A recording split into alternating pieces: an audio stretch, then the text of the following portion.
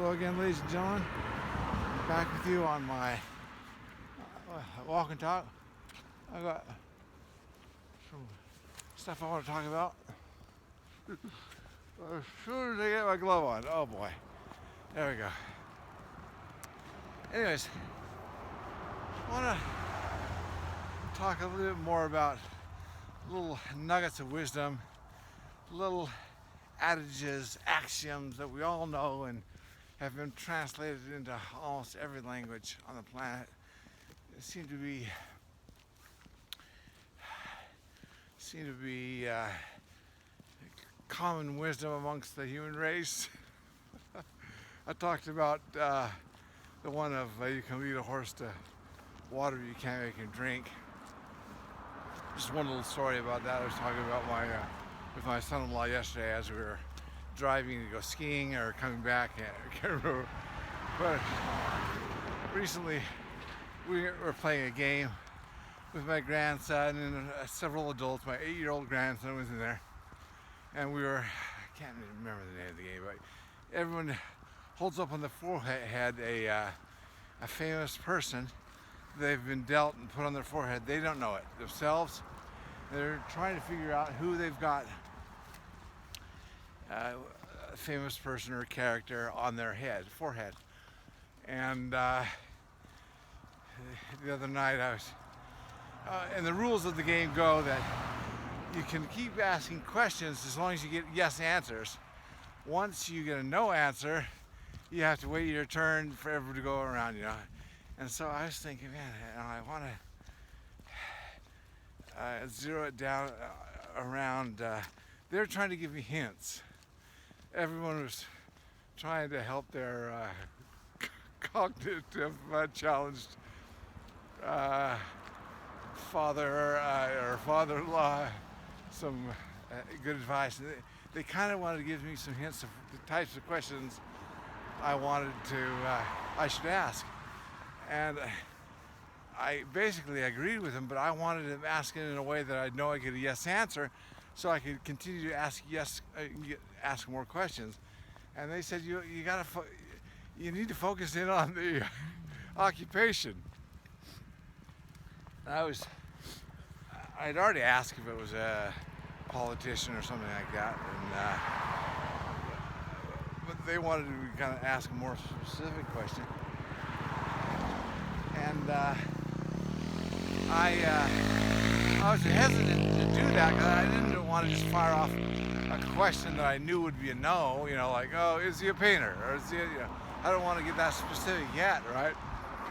So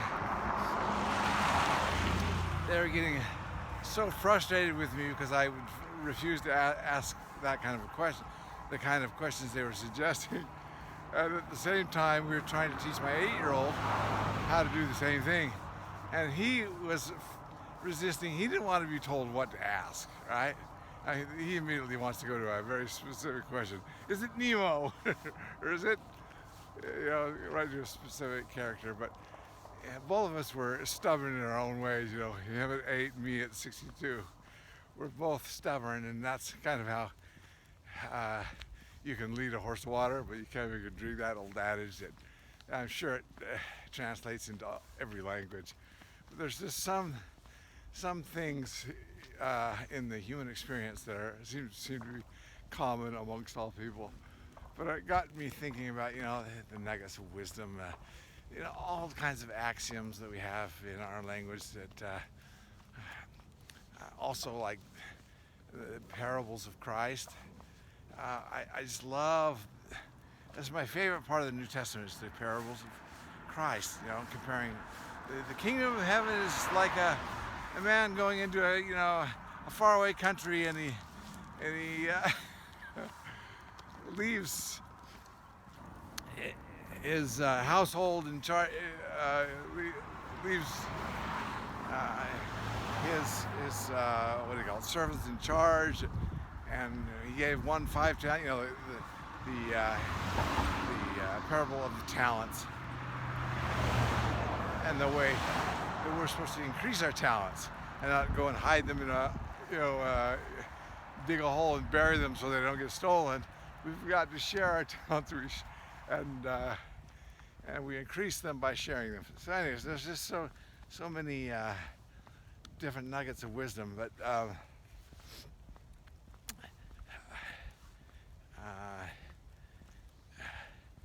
let's see. But anyways, I'm kind of my mind is kind of jumping from thing to thing. But I don't know if this has much to do with that. But another thing I kind of wanted to talk about. Today I have a good friend who's recently divorced and very down about it. And I don't know how long it's been, several months I suppose. And tonight he's going on a date with his ex-wife. And I was so glad for him. He was so happy about it. And I felt like saying, you know, stranger things, people get divorced, but then they can get remarried. They can get back together. My own mother-in-law and father-in-law got a divorce late in life. I don't know how many years they were separated, but they ended up remarrying and had some wonderful years together. In fact, in his old age, that my father-in-law, I mean, it doesn't have much to do with that story, but he got baptized into my church. I don't know how much he really understood the gospel, but he became a faithful member of the church, didn't miss a week, and he was 86 or something like that, and he was passing out hymn books and fulfilling his assignment faithfully and enjoyed it. So we don't know. Yeah. I've said this many times, of course, that bad trials can be turned into blessings, and we can learn from everything, and we can be thankful for everything. So, anyways, I don't want to beat down on that drum every time I give a walk and talk, but yeah, life is interesting. And right now, in this political season, getting back to that, you can lead a horse to water. I'm telling you.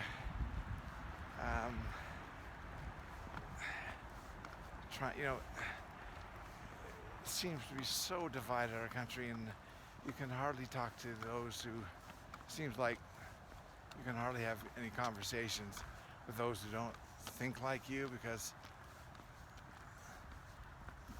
you can lead them to water, but you can't make them drink. And I guess we're all that way in a certain sense. We kind of have to these things have to slowly dawn on us, and we slowly realize the situation we're in. And yeah, we're all kind of stubborn, and it's in a way a wonderful time to be alive, in a way a scary time to be alive. Oh, by the way, the sun's about to go down, or it has already gone down. The sun just went down, but I don't know if you can see the sunset. Beautiful here in the Salt Lake Valley. And let's see, I've talked 9 minutes. But life's interesting. Yeah, enjoy the journey. Don't take yourself too seriously. Don't take others too seriously, and cut some people some slack. We're all having this human experience together, and when we're on the other side, it'll be like that Simpsons episode that I talked to. That your name's Jedediah Smith. I'm Jedediah Smith also. 1886, no, 1747.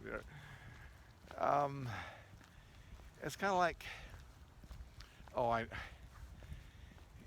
people in high school or something we would probably never talk to or everything.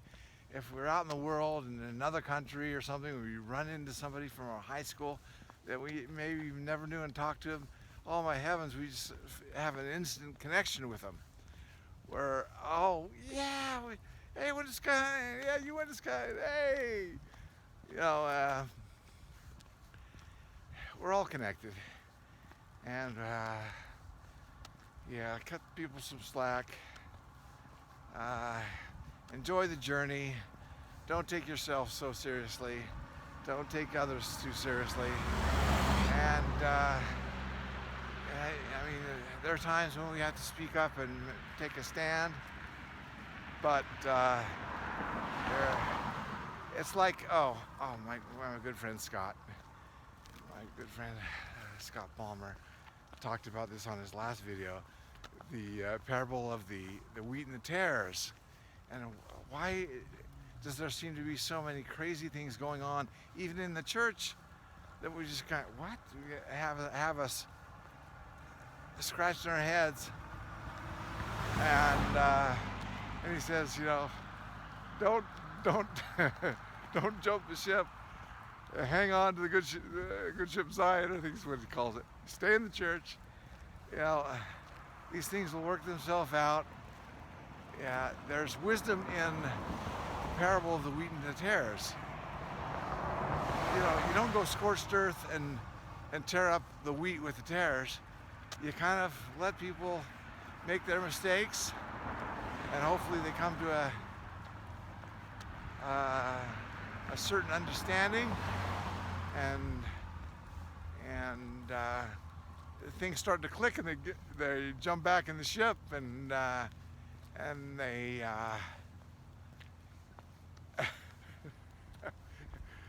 that they start, loving the gospel again or whatever. But there's some things going on that just make you shake your head. Not only in the church, but in the country, the whole country. Just like, oh my heavens. But I guess there's wisdom in not tearing up the wheat with the tares, letting them both grow up together, and then in the last day, those that are still the tares will get their reward, and we'll get our reward. And I don't know. There's just so much wisdom in these parables and in these adages and these. Think of any axiom or adage that we've learned since our childhood. You think about it, there's so much wisdom there, and these are probably common to almost every language, every culture in the world, and I'm sure they've been translated into every language. And so just relax, enjoy the ride, take it easy, don't take yourself too seriously, and don't take others too seriously. And just as I compared it, and I've said this a couple times in church, I bought a new used car. We had a big bad winter last winter, and our four-wheel drive, it was a lease car. We traded that in and made a nice buck or two on it. But then we didn't replace it immediately and kind of waited. Then we finally bought an all-wheel drive, and I was so happy. I get my steep driveway, but we drove it for a year or more, and it was so stiff, and the suspension was so stiff, and the ride was so rough that I felt like every dime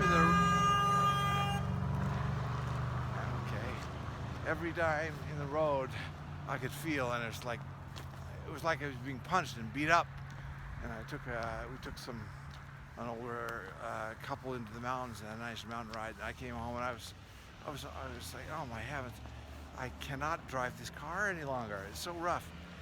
And come to find out, I called the dealer and I said, is there something I can do that make this softer or get more different shocks or something?